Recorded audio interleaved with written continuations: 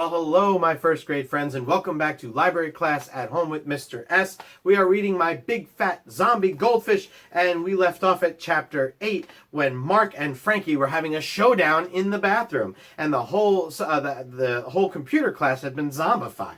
So here we go, Chapter 8, Ninja Zombie Showdown. "Leave Frankie alone," I shouted at Mark. I tried to grab his arm, but water was spilling from the sinks, so that when Mark pushed me, I went sliding across the floor and whacked against the shower stall in the corner. The shower stall that had a drain in its floor, and that meant Frankie could get out. "Frankie, over here," I yelled, lifting up the grate that blocked the drain. Frankie's eyes burned a fiercer green. He had propelled himself out of the sink using all his strength. As Frankie jumped, he was facing the mirrors above the sink, but he was at eye level with Mark, and just for a second, his stare met Mark's reflection, and Mark suddenly looked over to the wall and toward my nostril. Frankie was hypnotizing him, but suddenly dropped to the floor, breaking eye contact. Still, it was enough to stun him. Frankie let the overflowing water carry him across the tiles and toward the drain. He flicked his tail in a wave at me as he passed by, and then he was down the drain and away from Mark. "Arrgh!" Mark moaned. He was coming out of his stunned, zombified stare. I had to get out of there. I scrambled across the wet floor and ran out the door. As I got to the top of the stairs, an announcement came over the loudspeaker. It was Mrs. Prentice's voice, but she sounded weird. "Would all students and teachers please tune in to the internal school channel on the whiteboards or computer? We are now going to show a mandatory video about internet safety. Everyone must watch." I heard Sanjay's sinister wheeze in the background. This was it. Sanjay was going to hypnotize everyone in the school. I crossed my fingers and hoped that Pradeep could be able to stop him in time. I knew Frankie was okay for now. I had to get Sammy and go and help Pradeep. As I tiptoed into the cafeteria in the basement, I could hear Sammy's voice. I poked my head around the kitchen door and saw her sitting on one of the kitchen counters with the lunch ladies gathered around. Oh no, what if they were zombie lunch ladies? I was just about to jump out from behind the door and surprise the zombie lunch ladies when I heard Sammy singing, 1, 2, 3, 4, 5. Once I caught a fishy alive. The lunch ladies all clapped. Good, they were distracted. Now was my best chance for a rescue. I pounced into the room doing my best ninja stance. "Hi-ya!" I shouted. "I'm here, Sammy. I'll save you." They all turned to look at me. At first, they gave me the classic lunch lady stare. The stare that said, "Don't even ask me what's in this lunch, 'cause you don't want to know. And anyway, I'd have to kill you if I told you." Then the lunch lady with the orange hairnet smiled and said, "Oh, this is the little boy whose brother ate his egg this morning. Remember? I told you." Then they all smiled and shared a look. "Oh yes, poor thing," one said. They nodded sympathetically. "So have you come to collect our little princess here?" the orange hairnet lady said as she lifted Sammy off the counter. "She wandered in saying something about a fishy, so I asked her if she knew any songs about fishies, and she just started singing. You're a good little singer, aren't you?" she said, patting Sammy on the head. The other lunch ladies nodded. Sammy looked at me and giggled. I was stunned. I had never heard a lunch lady say anything but "more egg" to me ever. They always looked so scary, but these ones seemed nice, and even better, they weren't fish zombies. Excuse me, ma'am," I said. "Oh, isn't he polite? Not like some of them," one of the lunch ladies said. They all nodded again. "Have any of you looked at a computer this morning?" I asked. "We don't need a computer down here, honey," the hairnet lunch lady answered. "Why?"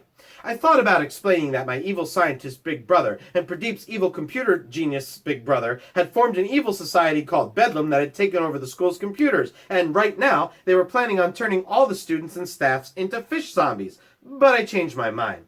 Another announcement came over the loudspeaker. "Everyone seems to be online, so we'll start the program. I'm uploading the safety video now," Sanjay said with the robot voice effect he had before. "Keep watching your screens until the film ends." After a few seconds, I heard the creepy sound of hundreds of students and teachers all mumbling, "Swishy little fishy." Too late to stop the school from being zombified now, but I could still stop it happening to us and the rest of the world. "Your first command, my zombie fish slaves," continued Sanjay, "is to find that little moron Tom and his moron fish," Mark interrupted. "Yes, and his moron fish," Sanjay repeated. "Then bring them to me." And that is the end of Chapter 8. Chapter 9 is called Battle of the Undead Fish Zombies. "Is this something to do with the school play?" asked one of the lunch ladies. "Is it about zombies this year? Seems a bit inappropriate for an elementary school, if you ask me." The other lunch ladies nodded again.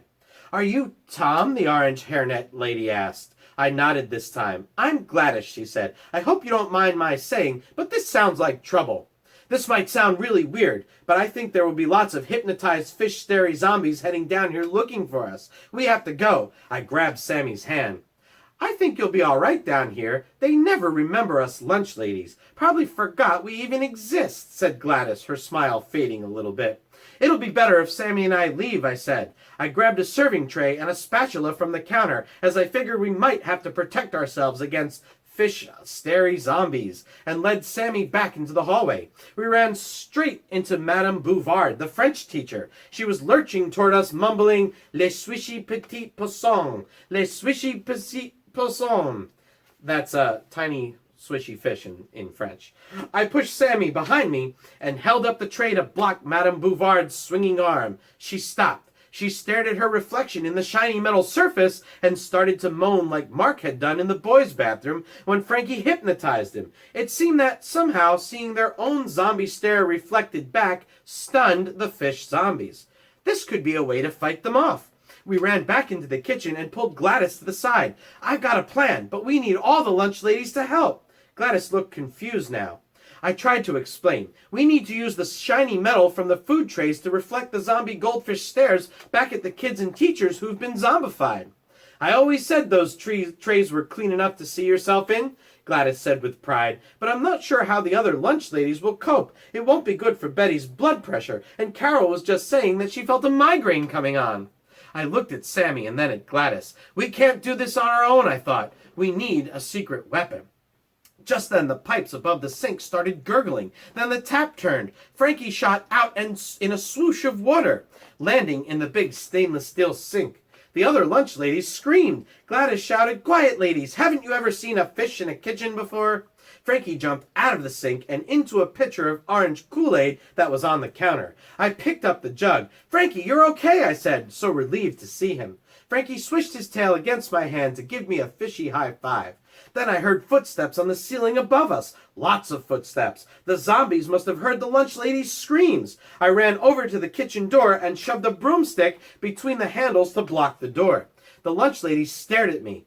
"I saw this on TV once," I said, and they nodded. Sammy squeezed my hands. Frankie's eyes were bright green now, and he thrashed around wildly. Gladys peered into the jug. "Don't look him in the eye," I warned, "or else you'll get the zombie stare like all the fish zombies upstairs. Only a little better, because if Frankie hypnotizes you, then he control what you do, and not Bedlam." She started to look confused again. "So the goldfish can zombie people too, but in a good way?" Then a giant searchlight went off inside my head, pointing at the light bulb with a single brilliant idea. "Yes, that's what Frankie can do, and that's exactly what we should do," I shouted. "You're a genius, Gladys." I carried Frankie over to the other lunch ladies and asked them to look into his eyes until they were all zombified. Now Frankie could control them, without increasing Betty's blood pressure or giving Carol a migraine, or freaking out any of them any more than they already were. I whispered the plan to Frankie about bouncing back the zombie stare with the trays and then re-hypnotizing the zombies to bring them under his control. He made all the lunch ladies pick up shiny metal trays and get ready for battle. The footsteps had reached the stairs, and there was a banging on the cafeteria doors. For all I knew, Pradeep could be a zombie by now. I lifted Frankie's jug up to Gladys so she could get zombified too. "Don't be silly," she said. "Someone has to keep their wits about them. Besides, I've seen more zombie films than you've had hot lunches. Never look them in the eye. Never surrender." She winked at me and held up her silver tray like a shield. Suddenly, the fish zombies came bursting through the kitchen doors, all chanting, "Swishy little fishy." One by one, the lunch ladies used their tray to stun them. I ran over with Frankie so he could zombify them again. Slowly, we were getting more of the kids and teachers on our side, and they were picking up trays and joining the fight. My walkie-talkie started to click. Long, short, long, short, short, short, long, long. Long, short, short, short, long, long. It went on that long because I didn't have a hand free to answer it. I handed Frankie's jug to Sammy. Pradeep was clicking Ring Around the Rosie, which meant he was in big trouble. Whew. Chapter 10. Chapter 10 is called Dawn of the Lunch Ladies.